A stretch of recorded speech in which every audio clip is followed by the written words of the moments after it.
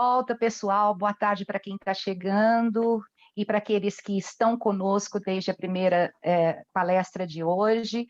Para os que estão chegando, sejam bem-vindos, mas me apresento novamente, sou Flávia Vivaldi, professora e pesquisadora, membro do GPEM, Grupo de Estudos e Pesquisas em Educação Moral.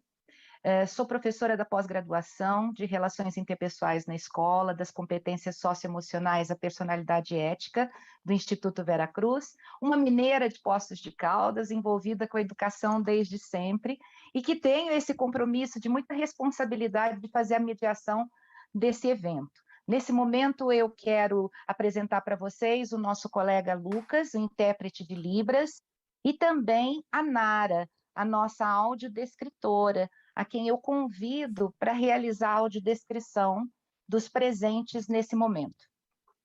Olá a todos, boa tarde. A janela do YouTube está com fundo amarelo e ela tem finas listras como se fosse a pauta de um caderno.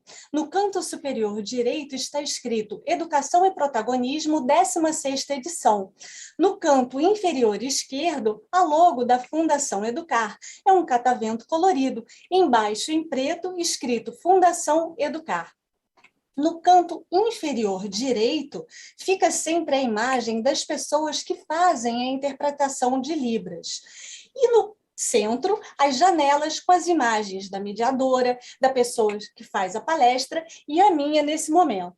O intérprete de Libras que está nos acompanhando agora é o Lucas. Ele é negro, indígena, tem o cabelo preto encaracolado e curto, olhos castanhos, usa óculos de grau, está com uma camisa preta e, em pé, aparece da cintura para cima.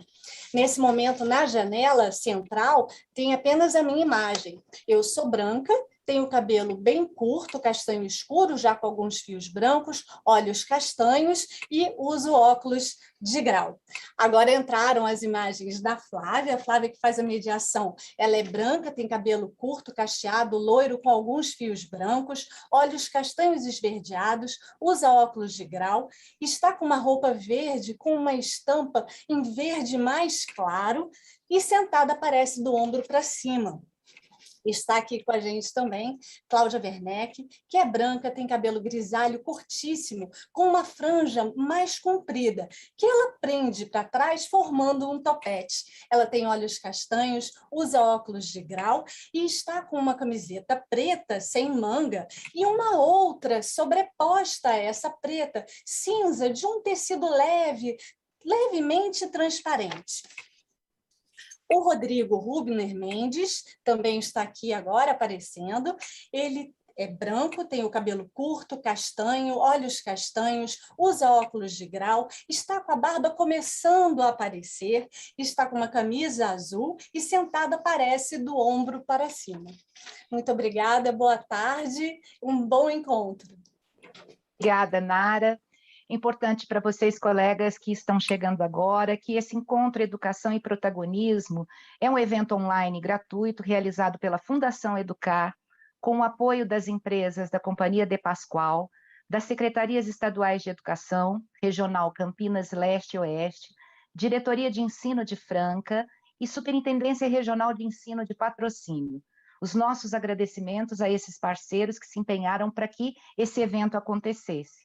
Importante saber que, ao longo de 15 edições, o evento aconteceu no formato presencial, para educadores de Campinas. E agora, em 2021, nós temos essa edição, a estreia da versão online dessa 16ª edição, com a intenção exatamente de alcançar educadores de todas as regiões do Brasil, conectando, inspirando e fortalecendo a atuação desses profissionais.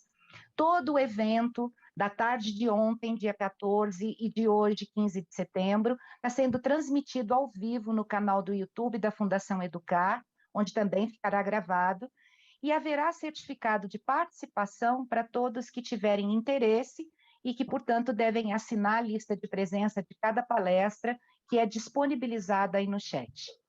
E nesse momento, então, eu quero apresentar os nossos convidados super especiais, que vão tratar desse tema que para nós é tão caro, tão importante, que é a inclusão e diversidade nas escolas.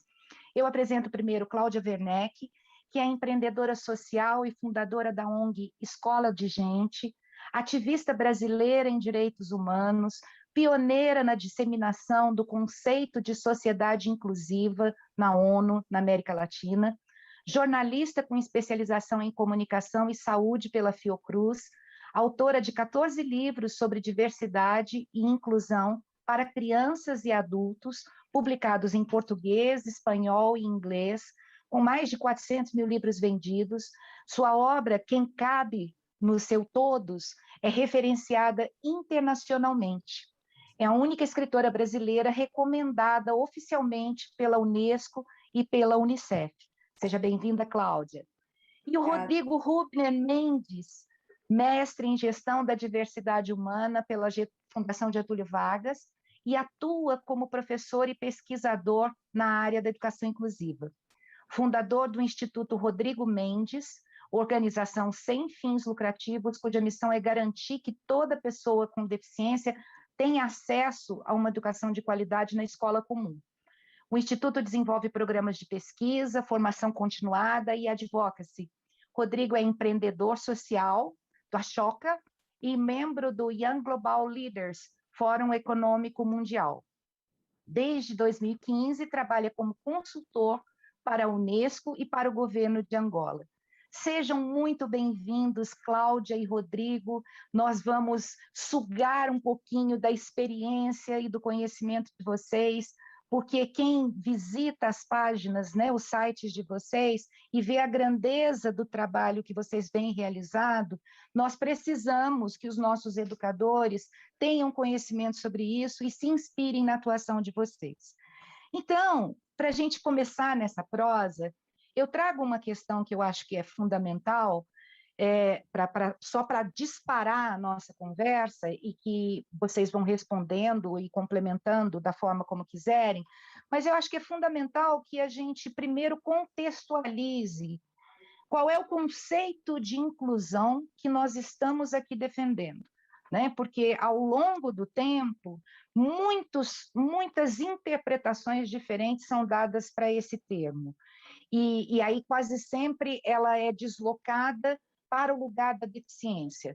Mas de que inclusão que nós estamos falando aqui? Que nós vamos falar ao longo dessa prosa? Por favor, pode começar pela Cláudia, depois o Rodrigo complementa. Bom, acho que a inclusão ela é um conceito muito simples, mas que, infelizmente, nós fomos nos sofisticando tanto na prática de excluir, de pensar numa perspectiva excludente, que pensar a inclusão virou uma coisa complexa, quando não é. A educação inclusiva, a escola inclusiva, nada mais é do que a consequência natural de uma escola de qualidade que dá conta de todos os modos das crianças, dos adolescentes existirem, com seus modos legitimamente humanos de falar, de não pensar, de correr, de não correr, de chorar, de não chorar, de estar feliz, de estar alegre, de comer uma coisa, comer outra, com suas deficiências também.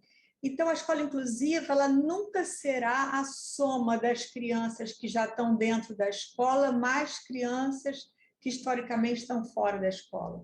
Quer dizer, a escola inclusiva não é a soma, ela nunca é uma soma, ela é uma revolução, uma proposta de uma escola que dê conta dos seres que existem, não daqueles que a sociedade gostaria que existissem, numa espécie de prática segregacionística endêmica, né? Como a gente agora está nessa coisa da Covid tão sofrida, mas imaginemos que nós estejamos vivendo há séculos dentro de outras pandemias que a gente nem se dá conta do quanto elas também matam, né?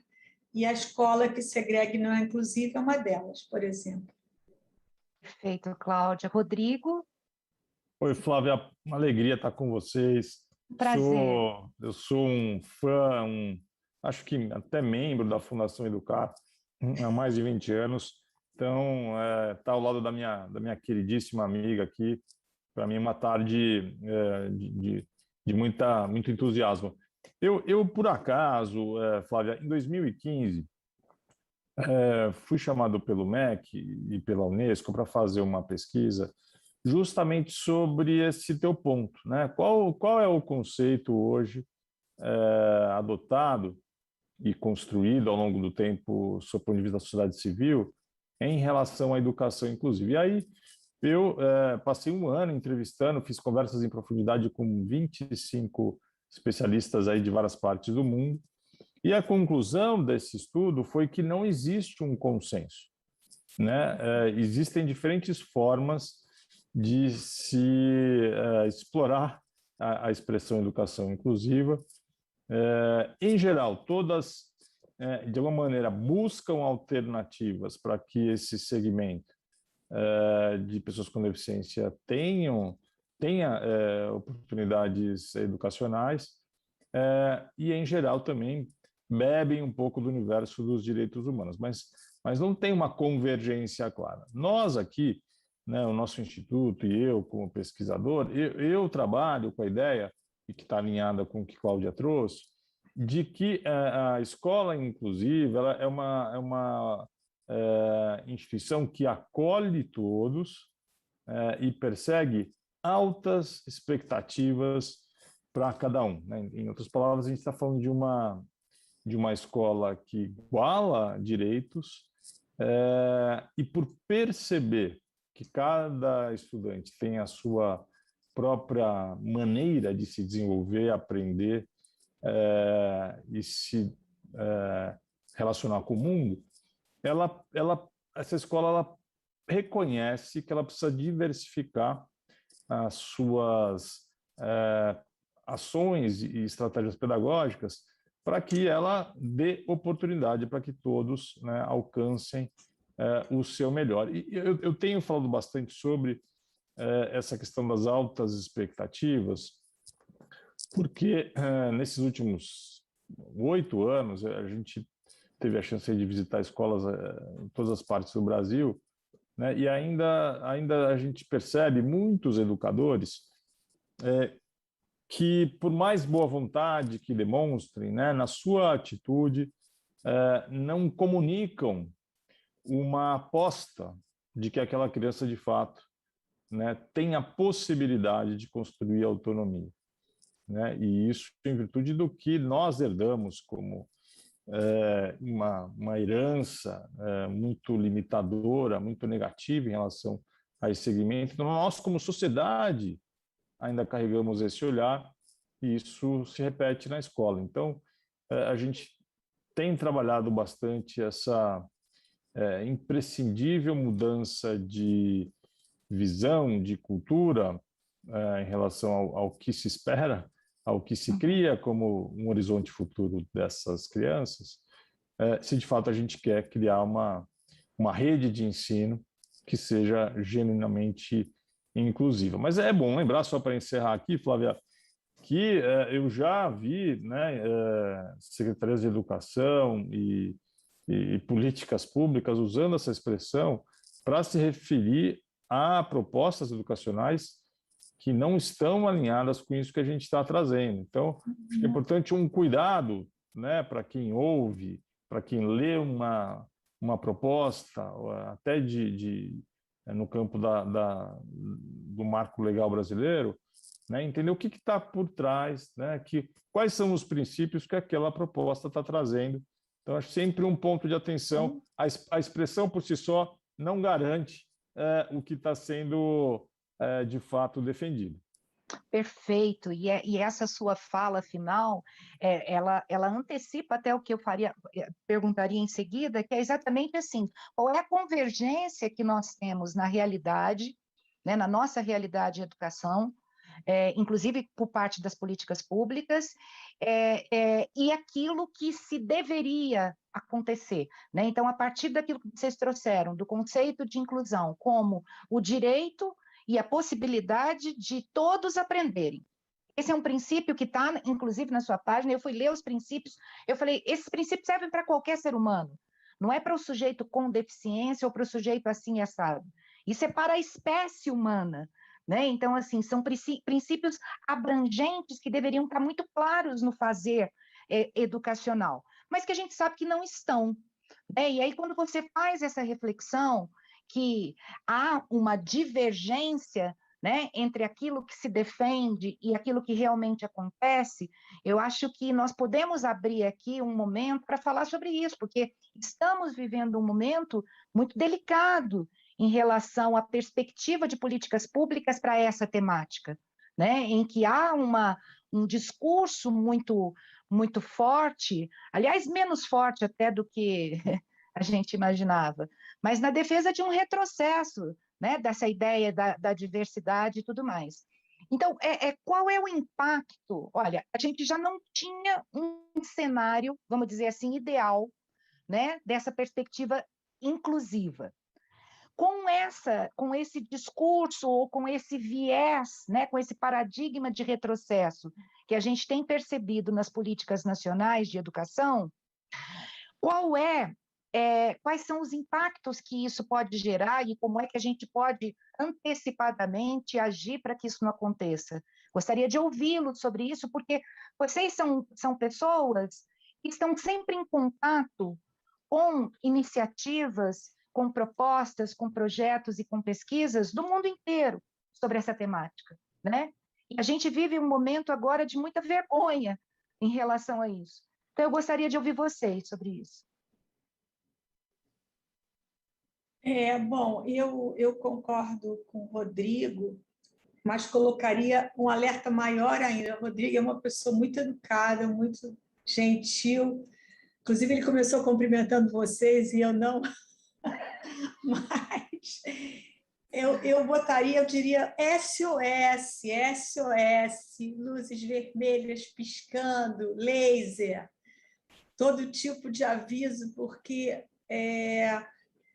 justamente quando as pessoas querem esvaziar algo muito importante, um conceito muito importante, elas se apropriam desse conceito e esfacelam esse conceito ou dão para ele uma cara palatável, quase como você faz com uma fake news, de modo que ele entre no que as pessoas já estavam pensando, sem dar a elas oportunidade de aprender alguma coisa nova.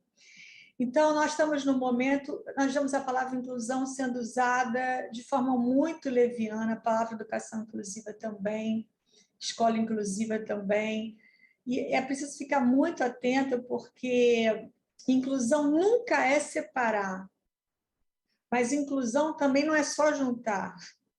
Inclusão é você rever, revolucionar, reconstruir, porque as questões da criança, do estudante, da estudante com deficiência, elas são como um alerta para outras questões que a escola tem e está levando no dia a dia. Então, eu vejo muito como a chegada de um estudante com deficiência na escola, ou com outra situação qualquer, menos fora de uma diversidade mais cotidianamente presente na escola, como a chance que a escola tem de rever de que outros modos ela está sendo excludente, ninguém está percebendo. Então, é como se fosse a denúncia das questões que a escola tem, que toda escola tem questões a serem resolvidas, ela é acirrada, ela é favorecida, ela precisa ser mais urgentemente enfrentada justamente com a chegada de estudantes com deficiência, que não chegam para entrar no que existe, mas chegam para ajudar e colaborar e acirrar o processo de transformação. Eu estava assistindo a fala do Ivan Capelato, né? Capelato antes, e me lembrei dele agora, porque ele falava de que a gente tinha que botar mais humanidade nesse momento de retorno às aulas do que pedagogia, né? E ele falava do luto também. Então, nós estamos vivendo uma ameaça de luto do final da antiga política de educação especial, que era verdadeiramente inclusiva. Existiam programas de recursos para a formação de professores e professoras, recursos para obras, recursos para a comunicação. Isso tudo foi se acabando, e agora vem a ideia de uma nova política, que, na verdade, nova não tem nada, é como a gente voltar ao tempo dos dinossauros, e que propõe uma segregação, mas que dá a ela o nome de inclusão. Então, a gente não vai viver esse luto dessa política antiga, porque a gente vai conseguir, acho que está conseguindo reverter para que a política antiga sobreviva e a nova não vire uma realidade. Mas, nesse momento, é importante que a escola seja realmente muito humana, porque embora a inclusão tenha ela é muito focada na questão da pedagogia, ela também é focada no modo como o professor e a professora se percebem na vida de uma criança e de adolescente. Vou passar para o Rodrigo. Rodrigo? Flávio, eu queria só retomar um ponto que acho que é importante sempre tentar esclarecer em relação ao conceito. Nesse trabalho que eu estava citando, onde eu olhei para outros países, a gente percebe, em termos de, vamos dizer, de público-alvo da educação especial, também abordagens distintas. Então, a gente tem quase que um espectro onde, num extremo, a gente ainda, né, encontra muitos educadores ou especialistas tratando a educação inclusiva especificamente voltada a esse segmento de crianças com deficiência, né? E, por outro lado, a gente tem no extremo oposto, né, já um grupo bastante amplo de profissionais que entendem que não, que a gente está falando de diferenças humanas. E aí, pegando um pouco do que Cláudia falou, numa das conversas que eu tive, né, com um inglês chamado Mel Aimscombe, um pesquisador que já contribuiu muito com relatórios da Unesco e, enfim, tem uma trajetória extensa nesse território. Quando eu fiz essa pergunta, mas, Mel, para você, né, a quem se refere esse conceito? A gente está falando de que público? Né? E me lembro dele falar, Rodrigo, para mim, na educação inclusiva não se trata de como atender crianças com deficiência, mas se trata da necessidade de uma reforma educacional que parte da constatação, né, de que o que existe hoje sendo ofertado não considera que cada criança importa. Então, e é assim que a gente trabalha, né? É importante desmistificar. Não existe a educação inclusiva, ela não é pensada para o segmento X ou Y, mas sim para as diferenças humanas que estão presentes em qualquer grupo de seres humanos. Agora, faz sentido a gente estar aqui, ao longo dessa nossa própria conversa, se referindo, em muitos momentos, à questão da pessoa com deficiência, né? Faz sentido ainda a gente ouvir lá o professor falar, esse aqui é o aluno de inclusão, e quando a gente vai ver é uma criança com deficiência. Então, a relação, de certa forma, faz sentido porque esse é um segmento que foi historicamente deixado de fora da escola e que ainda hoje, né, é visto como um público mais... Outro dia eu vi uma diretora falando isso, esse é um público mais difícil, né? Enfim, existe essa imagem de que esse segmento, de fato, é mais complexo, né? O que é um outro equívoco. Mas existe uma desigualdade, uma diferença em termos do que se oferece para outras populações e para crianças com deficiência. Então, até na lógica da ação afirmativa, ainda faz sentido, né, a gente pensar em algumas ações por parte de políticas públicas que busquem reduzir essa distância, essa desigualdade e ações que sejam específicas para esse público, como é o caso, no Brasil, do serviço chamado atendimento educacional especializado, né, que ele foi pensado e é ofertado somente para uma categoria, um conjunto, né, de perfis, né, que estão relacionados a uma pessoa com deficiência. A gente também tem no Brasil os estudantes com transtornos do espectro do autismo contemplado por esse público e as crianças com outras habilidades. Mas só para ir para o ponto dessa questão do discurso atual, eu vou trazer um dos relatos. A gente, já há 10 anos, a gente fica registrando experiências exitosas que a gente encontra, exitosas, interessantes, consistentes, né? Uma delas, né, de um professor de Belém do Pará, o Bruno Santos. Ele estava começando um trabalho com uma turma do ensino médio, né? E aí, no primeiro dia de aula, percebeu que um dos seus alunos, né, o André, né, era um estudante cego. O Bruno nunca tinha trabalhado com um aluno com esse tipo de impedimento. E aí pensando no que fazer, ele era um professor de física, ele decidiu envolver os próprios alunos, os outros estudantes, para pensarem, né, quais seriam estratégias para permitir que o André tivesse acesso a esse conteúdo. Né? E aí isso virou um projeto daquela turma, né, que num primeiro momento fizeram eles mesmos uma pesquisa sobre o que já existia no campo, né, do ensino da física, usando diferentes recursos. Enfim, resumindo, que o nosso tempo é curto, eles decidiram criar juntos materiais pedagógicos alternativos. Então, por exemplo, né, para o ensino da formação da imagem em espelhos planos, eles fizeram uma espécie de uma maquete, né, com uma base de madeira, em que foram colocadas duas bonecas idênticas, uma em cada extremidade dessa base, e a base era dividida por uma placa de acrílico fixada verticalmente, né, no centro ali dessa base. E então, uma das bonecas representava o objeto real e a outra imagem, né, virtual estava sendo representada pela outra boneca. E aí, para simular os raios de luz entre um objeto e a imagem, eles conectaram as bonecas com linhas de crochê, né, que atravessavam a placa de acrílico, né, com alguns furos, enfim. Então, dessa maneira, estou dando um exemplo muito simples, gente, mas acho que traduz, concretiza, né? O André participou da criação e da testagem naquele material e, obviamente, né, que passou a ser um instrumento muito mais interessante para todo mundo, não só para o André.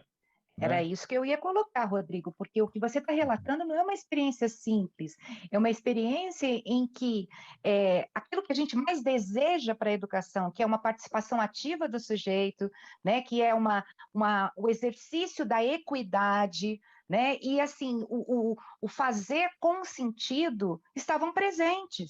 Né, em todo esse projeto dessa turma. Quer dizer, então, em nome de uma situação que se apresentou como uma dificuldade para o professor, por que não trazer os estudantes num processo de cooperação para a solução desse problema?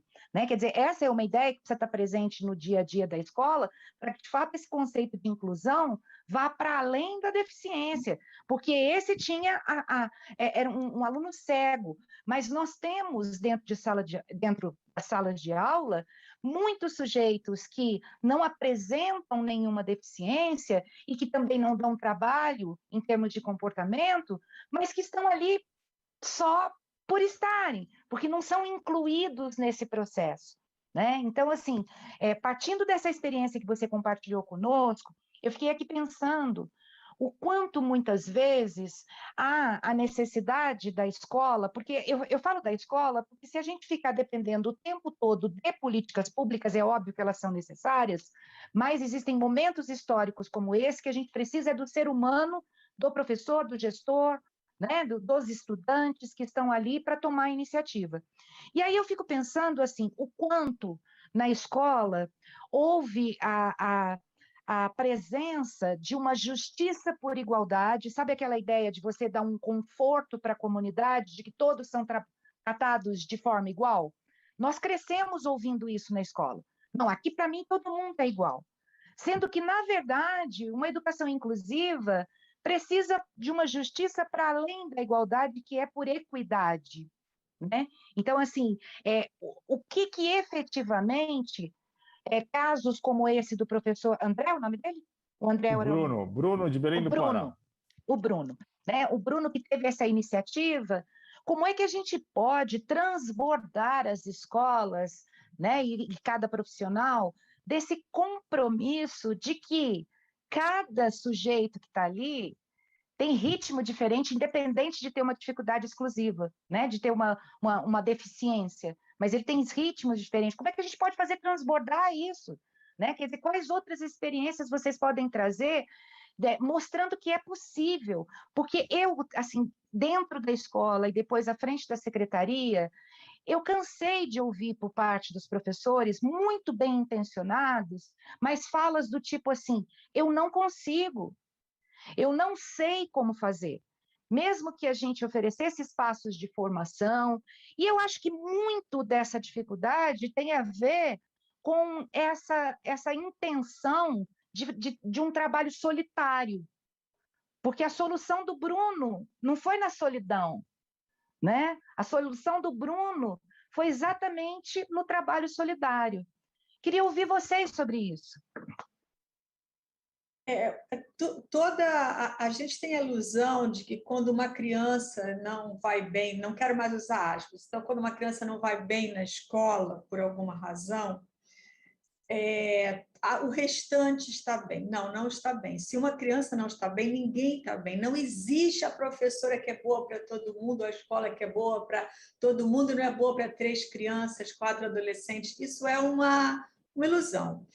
Então, o que acontece é que a busca da igualdade, na verdade, a busca da equidade, ela só tem sentido a partir da ratificação, da legitimação das diferenças individuais em seus diálogos constantes com todas as questões de diversidade econômica, cultural, religiosa, de afeto. Então, para um professor, uma professora se sentir confortável em buscar soluções de inclusão, convocando mais pessoas, ela tem ou ele tem que gostar de liberdade. Porque inclusão, para mim, é a liberdade de você navegar pelo meio. O meio é o que existe entre os extremos. Então, qual é o medo que a gente tem de navegar pelo meio numa sala de aula? É porque a gente está perdido. Enquanto você diz que o seu maior problema, de novo, não vou botar aspas, quando o seu maior problema é fulano, ou fulano é o melhor aluno e ciclano é o pior aluno, enquanto você está buscando os rótulos dos extremos, você está seguro, está confortável, todo mundo te entende, e você não se aventura pelas possibilidades do que você pode fazer no meio, porque no meio também existem pessoas infinitamente diferentes entre si que precisam das soluções sistêmicas, né? E que podem colaborar. Esse é um ponto. O segundo ponto é que eu acho que todo mundo investe muito na formação de gestores, gestoras, professores, professores, e convida muito pouco os estudantes e as estudantes para pensarem conjuntamente. Eu acredito que as pessoas adultas, por mais que elas tenham condições de praticar a inclusão, elas não perderam contato com algumas ideias muito simples que podem se unir a uma pedagogia experiente. Então, a gente tem várias histórias de crianças, né? Muito interessantes. Vou contar rapidamente uma só, que é de Minas Gerais, uma professora que contava muito essa história, Rodrigo, não sei se você conhece, que tinha numa escola pública, acho que Belo Horizonte, uma criança com algum espectro do autismo e que ela, de vez em quando, gritava. E incomodava um pouco na turma, mas parou de incomodar, estava lá há muito tempo, só que ia ter uma festa na escola, a secretária de educação ia, e as professoras começaram a pensar como é que ia ser quando a criança gritasse, né, e assustar a secretária. E conversaram entre si, não chegaram a uma conclusão do que fazer, que, lógico, não seria impedir a criança de estar junto com as outras. Resolveram, então, buscar a opinião dos amigos e amigas. Aí as crianças falaram, vocês não sabem, não, é só dar a mão para ele que ele não vai gritar. Então, isso mostra que a gente é muito ingênuo perto dessa forma que a criança liga com as possibilidades do meio. E mais um exemplo só de como eu acho que o meio, a aventura está no meio, a liberdade está no meio, a inclusão está no meio, e a solução para a inclusão também está no meio. Quando nós realizamos uma live para crianças, acessível durante a pandemia, mais ou menos um ano, nós antes convidamos a própria Nara, que é a nossa audiodescritora hoje aqui, para ela conversar com as crianças antes, para as crianças autodeclararem como eram suas cores de pele. E foi muito interessante, porque nenhuma criança falou que era branca ou que era preta. As tonalidades de pele que elas falaram eram: eu sou rosa, eu sou bege, eu sou marrom claro, eu sou marrom escuro. Então, a paleta de cores da criança é infinita. É muito maior. A gente é bobinho e fica ali, mistura o branco com o preto, aí dá mais preto, mais branco. Então, a gente tem que assim convidar mais estudantes a participarem das soluções de inclusão, mesmo que não sejam pedagogos e pedagogas, mas têm condição de contribuir. Antes de você contribuir, com essa fala, Rodrigo. Eu só queria colocar que ontem nós ouvimos do professor Bernardo Toro também depoimentos muito, muito fortes em relação à participação dos estudantes nessas decisões, inclusive sobre aquilo que vai ser trabalhado, né? E assim, o quanto, às vezes, os caminhos são muito menos tortuosos quando esse público, que é o nosso objetivo final, né? Nosso objetivo final são eles, quando eles participam desse processo, trazendo exatamente esse olhar, Cláudia, que você contou para a gente agora, que muitas vezes o adulto da relação não tem. As descobertas que os estudantes fazem uns dos outros, né? De como é que esse social funciona, de como é que essas trocas se dão, muitas vezes nós não tomamos conhecimento. Quer dizer, se não houver essa abertura, né, e essa participação, e essa escuta, e essa autoria por parte dos estudantes, a gente acaba privando a educação de conhecimentos que só eles são possíveis de trilhar, né? Eu só queria trazer a fala do professor Bernardo Toro de ontem para esse contexto. E conta, Rodrigo, você também tem meu Deus, você tem uma infinidade de coisas boas. Não, o mundo, mundo. imagina, não, o mundo não. Flávia, você sabe que o que a gente está falando aqui, acho que dialoga muito com o pensamento do John Dewey, que diz que a gente tem que dar aos alunos algo para fazer e não para aprender, porque o ato de fazer é como o incentivo para pensar, e a aprendizagem acaba acontecendo naturalmente. Trazendo mais uma experiência, a gente fez um projeto com o Unicef de formação de educadores, que até hoje está no ar, chama Portas Abertas para a Inclusão, e na época a gente estava no momento de Olimpíadas, e o Unicef queria muito estimular as escolas a repensarem as aulas de educação física, né, buscando a questão da equidade. E aí chegamos em Natal para visitar uma escola que tinha passado pela formação, e os professores dessa escola, né, estavam lá pensando como é que a gente vai criar aqui aula, sendo que a gente tem alunos com deficiência física, intelectual, crianças com transtornos e também tinham crianças surdas. Muito bem. Indo nessa mesma linha, eles decidiram juntar as crianças e proporem a elas que criassem uma versão acessível do badminton, né? Badminton nem é um esporte tão popular no Brasil, mas enfim, naquele grupo ali todos conheciam o badminton.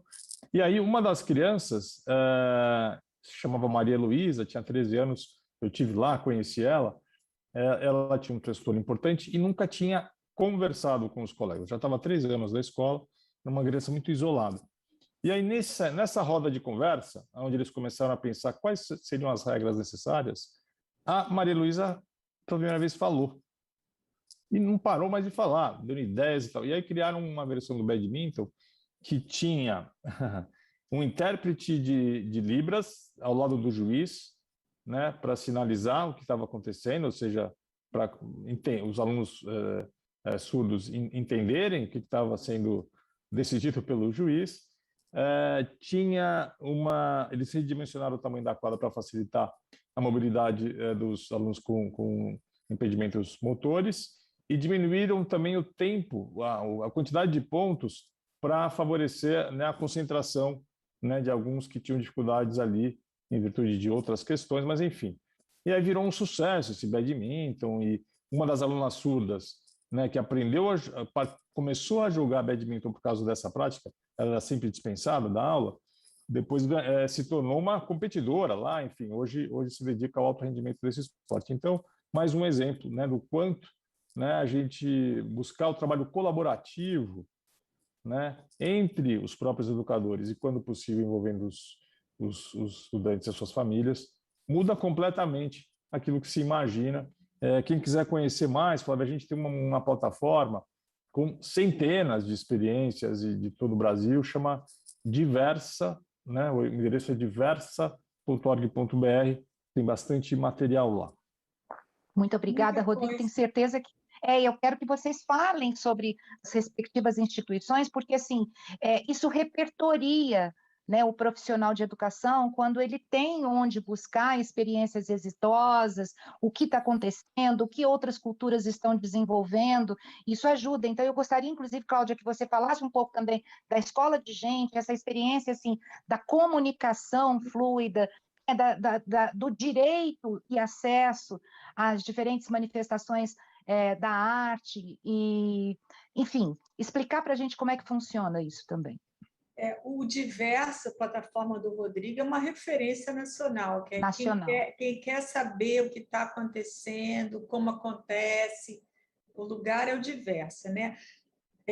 E o Instituto Rodrigo Mendes é a referência também em educação inclusiva hoje no Brasil. A Escola de Gente, nós focamos mais no que a gente considera que é uma base da educação inclusiva, que é a comunicação acessível, porque nós somos profissionais de comunicação e nós achamos que, né, no processo de comunicação, em qualquer lugar que se dão os maiores atos mais graves de discriminação.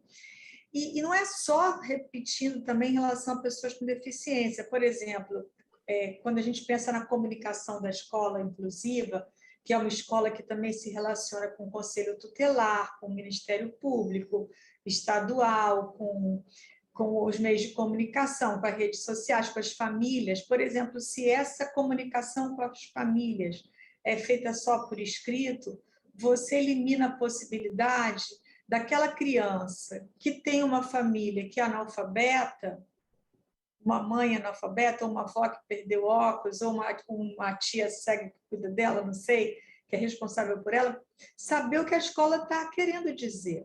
Então, quando eu falo de comunicação acessível, a gente faz uma diferença entre comunicação acessível e comunicação inclusiva conceitualmente.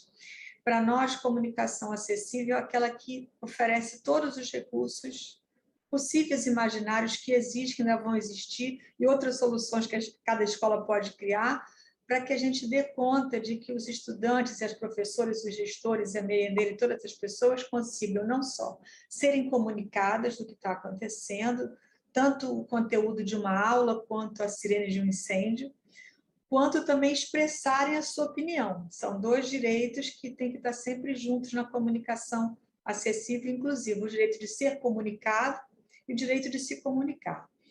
Entretanto, a gente sabe que nós podemos ter uma comunicação acessível que serve a um propósito não inclusivo. Eu posso ter uma reunião de corruptos totalmente acessível.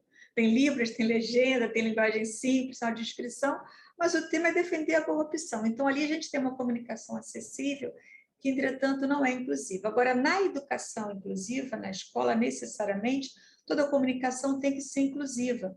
E só é inclusiva uma comunicação que é acessível, porque não existe comunicação inclusiva sem ser acessível, porque acessível é aquela que garante a expressão, a comunicação, o fluxo de informação, o acesso a livros, a qualquer coisa para qualquer pessoa que existe. E isso ainda é uma área assim que é difícil, porque isso envolve mudança no orçamento, né?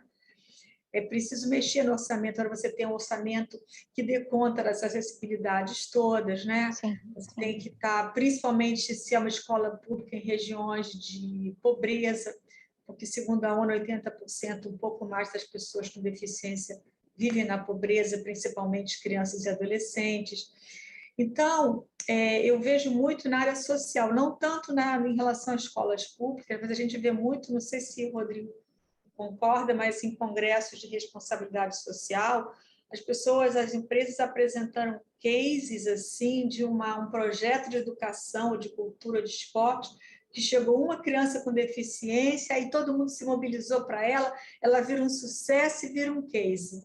Isso me incomoda profundamente, porque se você está numa região de baixa, de vulnerabilidade, de desigualdade econômica, financeira, enfim, de baixa renda, muitas crianças e adolescentes com deficiência vão aparecer para participar do seu projeto, e se não estão aparecendo é porque você não está fazendo comunicação acessível para que eles possam chegar até o projeto. Então, a criança que chega não é uma surpresa, não pode ser um case.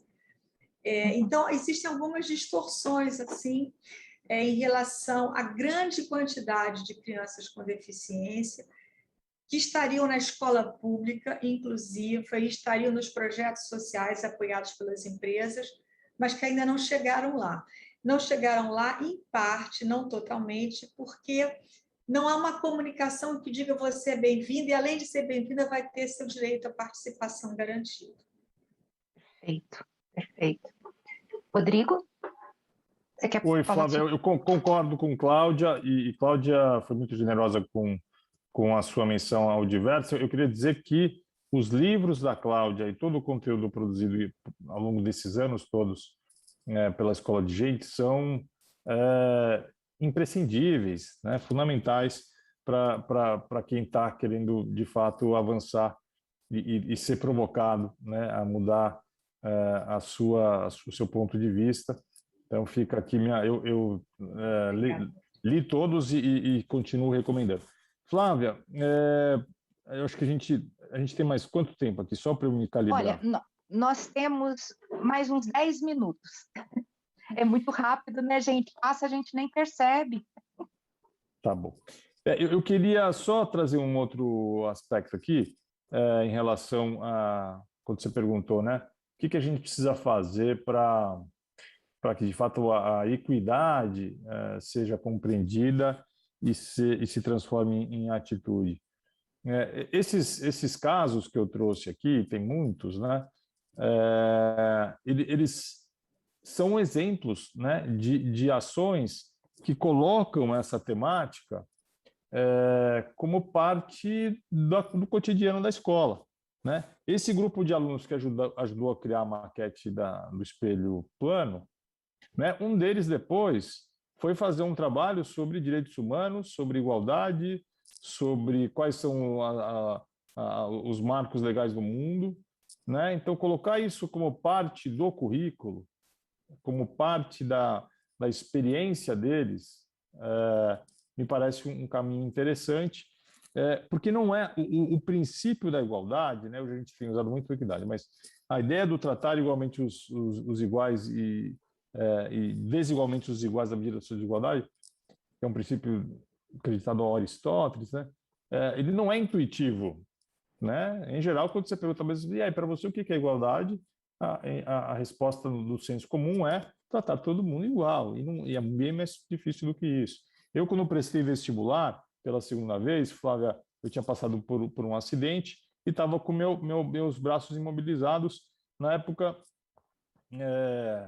nem existia, enfim, era tudo ainda no meio físico. Eu fui na banca de jornal, comprei o manual da FUVEST e tinha lá uma observação dizendo que, né, se algum candidato precisasse de algum suporte, né, poderia marcar uma reunião com a comissão da prova.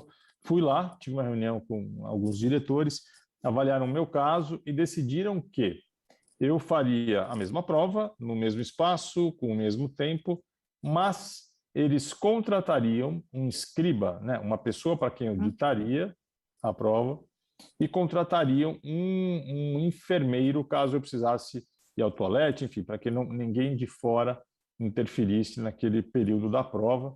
E assim eu fiz, né, o vestibular em 95, né, e ingressei, né, fiz um curso de administração de empresas aqui em São Paulo e dei continuidade, vamos dizer, à minha formação. Mas é uma história interessante porque ela mostra, né, eu tive um tratamento desigual, né, eu fui o único candidato que teve ali o escriba e esse apoio aí operacional, para que eu exercesse o meu direito à igualdade. Olha que interessante.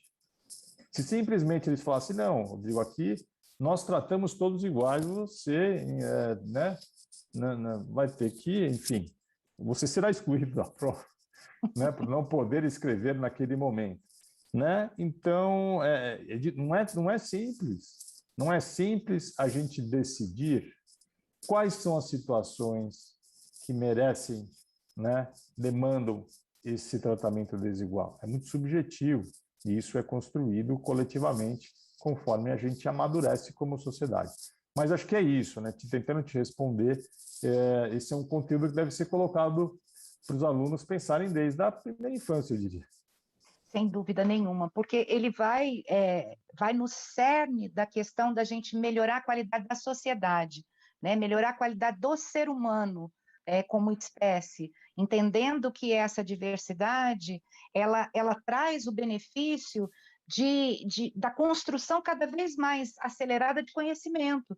Né? De novo, me reportando ao exemplo que você trouxe do professor Bruno, olha o quanto foi muito mais rica essa experiência para os estudantes, né? E com certeza os conceitos da física sobre esse tema, para esses estudantes, estão muito mais compreendidos do que para muitos outros estudantes da física. Né? Então, assim, quantas possibilidades da pedagogia que a gente defende abririam as portas para essa ideia de inclusão, entendendo inclusão como o direito, né, de todos aprenderem, de todos e todas aprenderem. Mas aí existem algumas questões no chat que me foram encaminhadas e que diz respeito, assim, a gente vive num país em que a educação, ela não é um valor nacional, né? E aí, quando a gente pensa na educação inclusiva, que precisa do reconhecimento que a educação seja algo de fato de valor, isso fica ainda mais difícil, né? Isso foi a colocação de um dos nossos colegas que estão nos acompanhando. Eu sei, esse é um cenário complexo, de fato, eu também acho que nosso país ainda não reconhece a educação como um valor nacional para que haja, de fato, uma transformação social. Mas, ainda assim, vocês estão trazendo a possibilidade de que, com essa dificuldade, ainda que com essa dificuldade, as coisas podem acontecer. Né? As coisas podem acontecer a partir da postura, né, desse ser humano que é o professor e a professora que estão lá. Eu acho que é muito da postura. Mas a gente tem um grande desafio também, eu não sei, é claro que vocês devem saber, e por incrível que possa parecer, e aí é muito mais isso no cenário das escolas particulares, às vezes existe resistência por parte de famílias, né? De terem no espaço de aprendizagem dos seus filhos sujeitos que têm um funcionamento diferente. Né? Então, eu muitas vezes fui chamada para ajudar em situações em que havia um movimento de famílias para tirar determinadas crianças da escola porque estava atrapalhando o processo, né, de aprendizagem dos seus filhos. Queria que vocês falassem também sobre isso. Primeiro tem algo que para mim é muito importante explicitar, que a educação inclusiva, para mim, ele é o berço da participação democrática. Então, quem gosta, acredita na democracia, não tem outra saída, tem que defender e tentar praticar a educação inclusiva. E eu concordo que nós não podemos esperar nada acontecer, nem dar mais valor à educação, nem aumentar salário, nem ter eleição, nada, porque as pessoas com deficiência, pessoas com depressão, ou pessoas que estão vivendo qualquer tipo de situação que lhes impeça uma participação ampla, elas estão vivendo isso agora. Não dá para esperar uma semana, um mês, um ano. É emergencial. A inclusão é sempre emergencial, é sempre urgente, porque não dá para esperar mais tempo, até porque a gente tem séculos de espera. Então, algum jeito a gente tem que dar. E esse é o desafio, essa aventura, e não tem prêmio no final, né? O prêmio é enfrentar isso como uma chama bonita, luminosa, às vezes vai acertar, às vezes vai errar. Eu esqueci sua pergunta. A pergunta era às vezes, da resistência das famílias, né? Sim, Quando as famílias, existem... É interessantíssimo as famílias. Eu posso falar que eu também sou família, lógico, mas assim, as famílias, elas têm tanto orgulho, às vezes, procuram várias escolas para escolher aquela que tem um discurso aberto à diversidade. Entretanto, quando aquela escola é coerente e cumpre o discurso, elas se incomodam com o discurso que as fez escolher aquela escola. É uma espécie de imaturidade, eu imagino. Né? Agora, por isso que a fala do ministro, ele falou aquela frase absurda das crianças atrapalharem, mas tem muita gente, como você falou, que ainda pensa assim, infelizmente, e não tem coragem, às vezes, de falar, ou tem. Então, o que a gente tem que diluir é esse pensamento. Uma criança jamais atrapalhará a outra. Isso é algo que não existe. As crianças podem brigar, elas podem brincar, brigar, se magoar, se testar, se ajudar, mas jamais se atrapalharem, porque elas estão construindo a memória afetiva da sua geração. E uma criança que não entra na memória afetiva da sua geração, não entra no futuro da sua geração. Então, é na escola inclusiva, com todas as questões, desafios, dores, luzes, ajudas de qualquer espécie, que a gente vai, que as gerações se percebem como um todo indivisível. E essa liga tem que ser construída o mais cedo possível, para que depois a gente não fique como está hoje, tentando fazer a inclusão acontecer racionalmente, pensando. Não, ela tem que ser exercitada como uma musculatura atrofiada que você passa a exercitar. Vai numa academia, faz um exercício que não fazia, nunca tinha feito, dói, dá preguiça no dia seguinte. Você tem vontade de não ir à academia, mas você não tem jeito, você tem que ir porque é para a sua saúde. Então, a gente está falando de vida, porque a educação está relacionada à vida. As pessoas sem educação têm menos vida, menos qualidade de vida, mais sofrimento psíquico, menos oportunidades, não chegam nem a ter condições de lutar para ter equidade. Eu estou falando essa frase, nem é minha. Eu ontem conversava com a Luciana Viegas, do movimento Vidas Negras com Deficiência Importam, e ela estava falando, na verdade, estudantes com deficiência e que sejam negros, que sejam pretos ou pretas, eles não chegam nem a lutar pela igualdade de condições, porque não chegam a ter oportunidade para lutar pela igualdade de condições, né? Então, a gente está falando de alguma coisa muito séria que acontece no nosso país. Sem dúvida, sem dúvida. Rodrigo. Oi, Flávia, eu acho que é importante, né, sempre que vem essa questão da família, a gente lembrar que, na minha opinião, é muito legítimo a família ter dúvidas na hora de matricular o seu filho, né? O discurso de que a escola especial ela é um ambiente mais protegido, ela é um ambiente mais preparado, com profissionais, né, que se dedicam a isso e assim por diante, ele é bastante sedutor, né? E faz com que a família tenha dúvidas. Então, eu acho que o nosso trabalho precisa envolver essa constante desmistificação em relação ao que a escola inclusiva está propondo, como a Cláudia muito bem falou. Não adianta simplesmente matricular a criança, é muito mais do que isso, né? E, por outro lado, também deixar claro que esse modelo da educação segregada ele foi testado já por décadas, né? Não é que a gente está negando, né, uma linha ideológica, enfim, mais do que isso, né?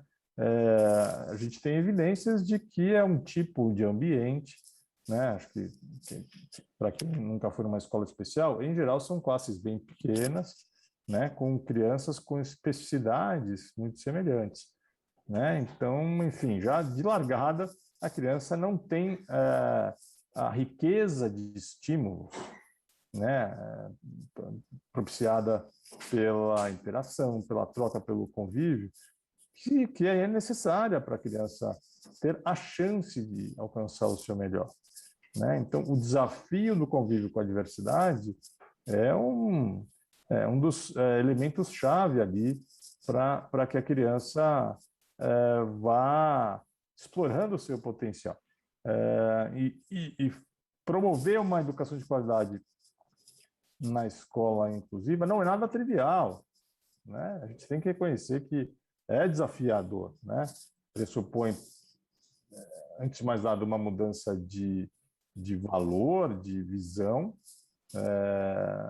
e pressupõe investimento, pressupõe mudanças na rotina, mudanças na forma de planejar as aulas, o risco de errar, né? O professor tem que estar disposto a errar, vai trabalhar com incerteza e assim por diante. Trabalho colaborativo, engajamento das famílias e formação e tudo que a gente, né, sempre traz aí como catalisadores da inclusão. Então, é importante acolher essas famílias e buscar, né, o trabalho de conscientização com o cuidado, né, de tentar traduzir essa linguagem, às vezes sedutora, né, que se apropria até de termos do campo dos direitos humanos, mas que no final do dia está, né, gerando um prejuízo para essas crianças. Prejuízo muito grande.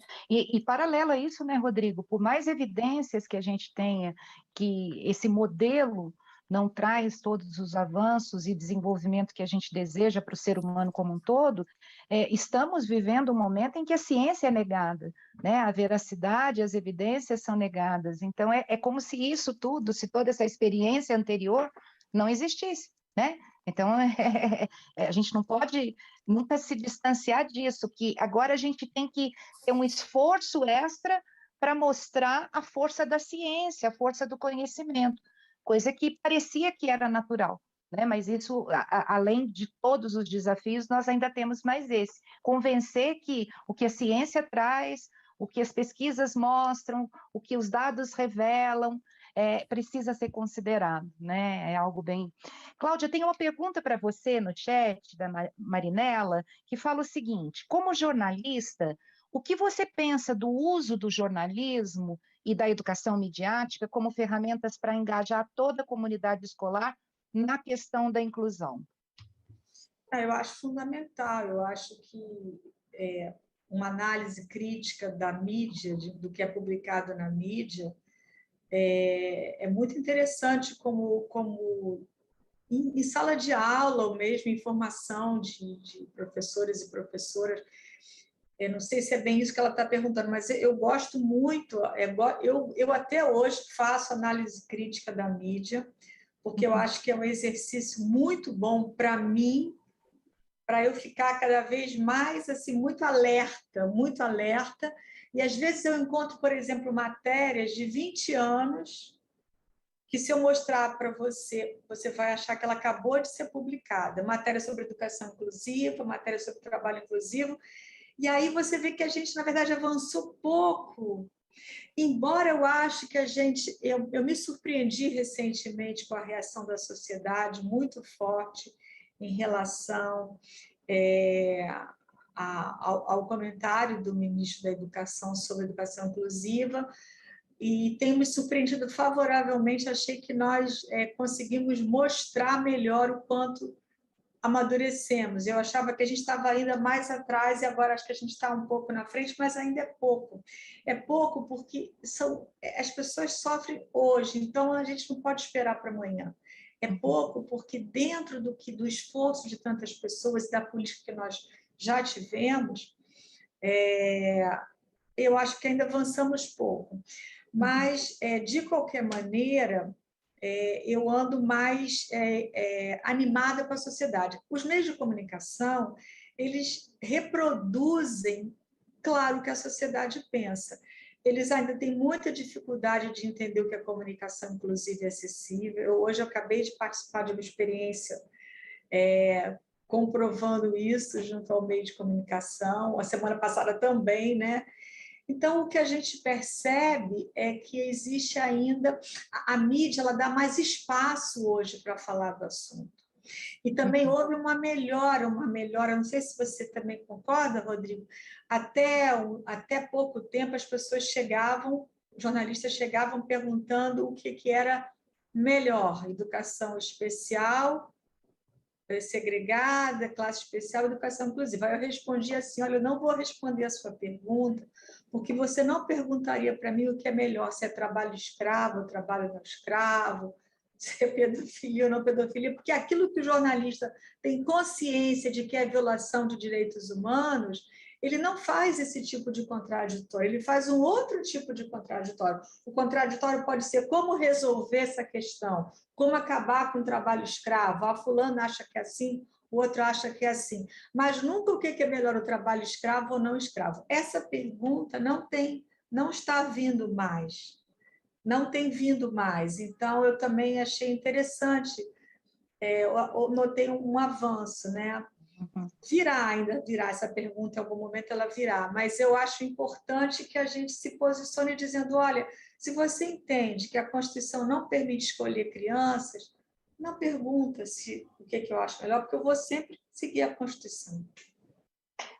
Rodrigo, eu queria fazer uma pergunta para você, que tem a ver com tudo, lógico, que nós estamos falando, Mas, às vezes, existe muita dúvida na escola por parte dos educadores, eu falo porque essa foi uma experiência que eu também vivi, né, quando estava coordenadora pedagógica na escola, de que, por parte, por exemplo, da família, não havia autorização que se falasse com o grupo, né, de estudantes sobre o quadro, né, sobre o funcionamento de alguma criança. Sobretudo quando a gente fala de questões comportamentais. Porque eu falo que a deficiência física, ela é muito acolhida pelos estudantes. Isso, assim, eu não tenho pesquisa sobre isso, mas eu tenho a minha experiência prática de que nunca faltou empatia por parte dos estudantes, né, no lidar com a deficiência física.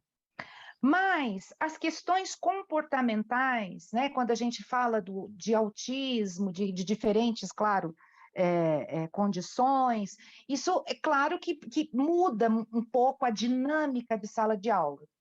E assim, a gente sempre foi a favor de que os outros estudantes têm o direito de saber, né, do que está acontecendo, porque senão também fica aquela sensação de que há um tratamento diferente, de que isso não é justo, aquele discurso.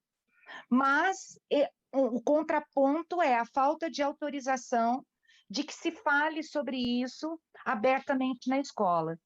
Com a experiência e com o trabalho que você desenvolve já há tanto tempo, o que você pode trazer de luz para nós nessa questão? Flávia, quando a gente pensa qualquer relação humana, o não falado, né, o disfarçado, o oculto, é extremamente perigoso, né?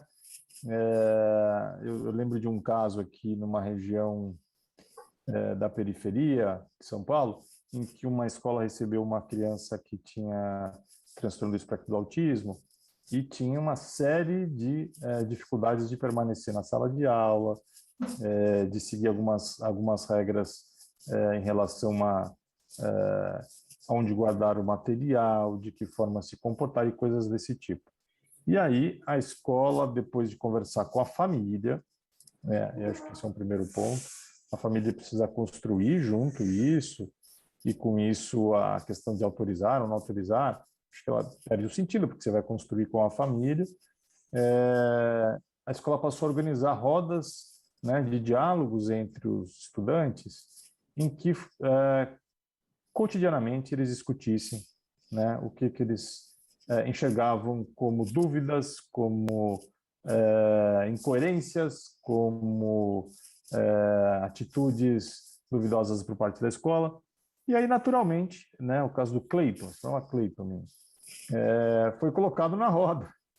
E, obviamente, que isso precisa ter uma mediação, né? Claro. Precisa ter um educador acompanhando e com alguma habilidade para mediar. Mas os próprios alunos conversando, né, e tendo a informação de que o Cleiton, né, tinha algumas características que levavam a alguns comportamentos, eles estabeleceram os próprios combinados. E o Cleiton, então, passou a ter a possibilidade de sair da sala em alguns momentos, e, enfim, coisas dessa natureza que foram combinados, definidos pelo grupo. Né? Então, eu acho que a escola precisa buscar formas de, por meio da transparência, da escuta das famílias e de uma constância desses espaços de diálogo, evitar o não dito. Perfeito, perfeito. Eu concordo em gênero, número e grau com isso. Né? Às vezes não é num primeiro encontro com a família que a gente consegue esse processo conjunto. Às vezes muitos encontros precisam acontecer até ela entender, né, que o desejo que nós temos e os nossos objetivos comuns são sempre positivos em relação ao seu filho. Né? Então, que bom ouvir isso de você, porque aí endossa o que a gente também acredita.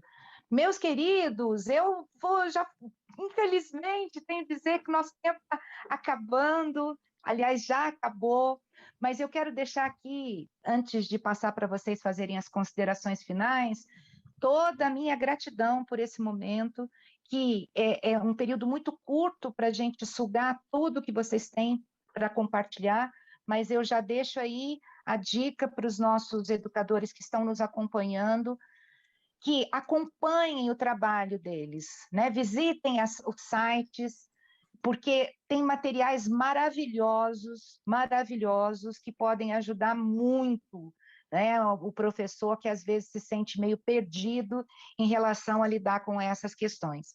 Cláudia, suas considerações finais e depois Rodrigo, por favor. Eu queria dizer que eu sou filha de professor e professora, então eu cresci com cheiro de mimeógrafo nas narinas. Tem gente que nem sabe o que é mimeógrafo hoje, viu, Cláudia? Tem professor que nunca viu. Eu nunca viu.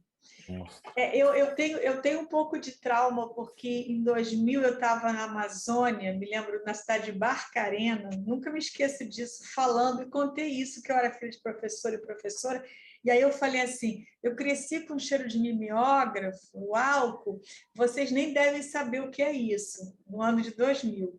E aí as professoras falaram assim, Cláudia, a gente recebeu o primeiro mimeógrafo semana passada.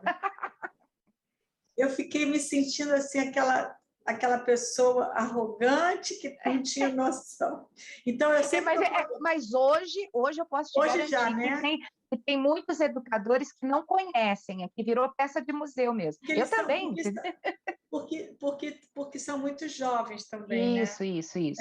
Isso. Essa história já tem 21 anos. Mas o que eu ia dizer é que assim, eu entendo que é a profissão mais honrada do mundo, assim,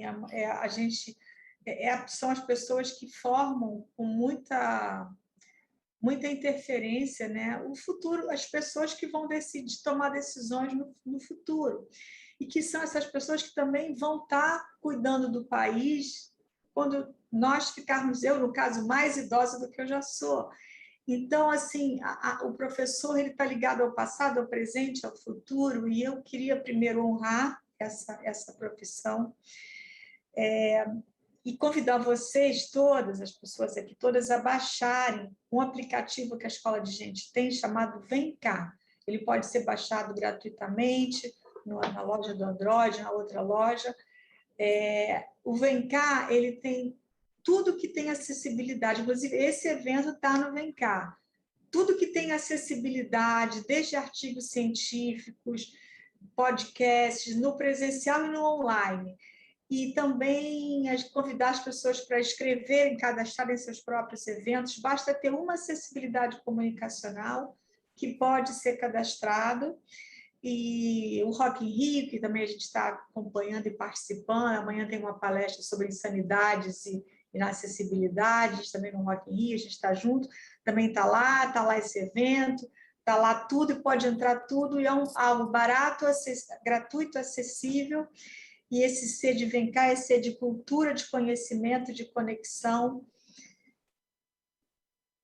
Acho que é só isso. Esse já está bastante ser, né? E obrigada demais por participar com vocês nesse momento, com o meu amigo Rodrigo, com a Fundação, convite com você, Flávia, com a Isabela, com a Cris, com todas as pessoas que, direta ou indiretamente, eu estive para o dia de hoje acontecer. Muito obrigada. Obrigada a você também, José Mário. Isso mesmo. Obrigada, Cláudia. Rodrigo. Oi, Flávia, queria também homenagear a Fundação Educar, Luiz Norberto Pascoal, um grande amigo, com quem a gente vem trabalhando há décadas, né? A Isabela, que é um doce de pessoa, uma pessoa que se dedica aí com toda a energia dela para melhorar as questões da educação e outros temas com os quais ela se envolve. Parabenizar você, viu, Flávia? Gostei muito da sua mediação. Parabéns, não é? Não é todo dia que a gente tem uma mediadora tão craque assim, tão simpática. Você é do Veracruz, é isso que você em algum momento foi falar? Instituto Veracruz, eu trabalho na pós-graduação do aula. Tá bom. Você sabe, eu sou muito amigo da Regina Scarpa, da Gláucia. Inclusive, vou te mostrar uma coisa aqui, não sei se você teve a chance de ver. A gente lançou esse livro no ano passado, com a Editora Moderna, em que a gente traz uma série de fundamentos da educação inclusiva e casos. São 5 casos. Um dos casos é do Veracruz. Então você precisa ter esse Fantástico. livro. Preciso mesmo. Eu aproveitei para fazer uma propaganda aqui, um merchan do livro. Vem cá. O Rodrigo acabou de levantar e mostrar a capa do livro dele, mostrou o livro dele. Você pode mostrar novamente, Oi, Rodrigo? desculpa, lógico, deixa eu Nada, mostrar de imagina. novo para onde escrever o livro. Foi bem na frente da... O livro tem uma capa que tem a lombada, parece para mim na cor roxa, né? E a capa tem um fundo bege com um retângulo na vertical vermelho e escrito em bege, também no mesmo tom do fundo da capa. Educação inclusiva na prática. Embaixo tem algumas letras miúdas, mas que não são possíveis de eu ler daqui. Então, mas essa é a capa do livro que o Rodrigo está mostrando. Não mesmo aproximando não, porque o tom da letra é muito sobreposto ao vermelho, então não é possível fazer a leitura. Mas do jeito é isso. Obrigada. Obrigado, Nara. Obrigado. Então, só concluindo aqui, todos da Fundação, os envolvidos aqui na produção desse bate-papo, que foi ótimo. Cláudia, é sempre uma alegria quando eu encontro, quando a gente aprende juntos, quando a gente se fala nos finais de semana e buscamos soluções, né, em papéis semelhantes aí à frente de cada organização. E eu queria aproveitar, Flávia, para lembrar... Fica à vontade, fica à vontade.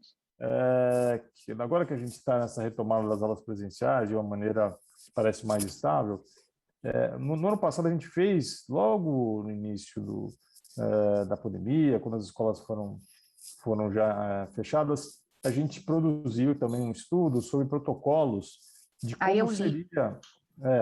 como seria a retomada. Isso, uma mensagem que eu queria trazer as crianças, né, os adolescentes com deficiência, devem voltar para as escolas juntamente com os demais, né? O laudo de uma especificidade, né, enfim, o diagnóstico de uma deficiência não é sinônimo de pertencimento ao grupo de risco ou qualquer outra dúvida, né, em relação ao risco, etc. Então, tirando os casos em que há comorbidades, em que alguém na família está com sintomas e assim por diante, o que vale para todo mundo, a gente precisa estar atento para que todos voltem com os apoios e suportes que já estavam sendo ofertados. Um material sensacional, pessoal, que está no site do Instituto Rodrigo Mendes. É um protocolo que passou por um processo de pesquisa, né, conhecendo material de 23 países, e assim, um material que precisa mesmo ser encontrado pelos educadores e educadoras nesse momento que a gente está vivendo de retorno. Muito obrigada pelas contribuições de vocês, sou fã incondicional, né, incondicional do trabalho de vocês, porque é uma temática absolutamente necessária para a gente melhorar a qualidade de ser humano, né, para a gente melhorar a qualidade da convivência. Viver com é viver com a diferença. Muito obrigada por vocês, gente, existirem e fazerem tanta coisa boa para a educação. Um grande beijo para vocês que estão nos acompanhando. Nós temos um pequeno intervalo e voltamos às 18 horas com a Rebeca. A Rebeca vai compartilhar com a gente um pouco do que ela viveu na escola. Não é da experiência como ginasta. Eu vou provocá-la para saber que escola foi a que a Rebeca estudou. Um grande beijo para vocês.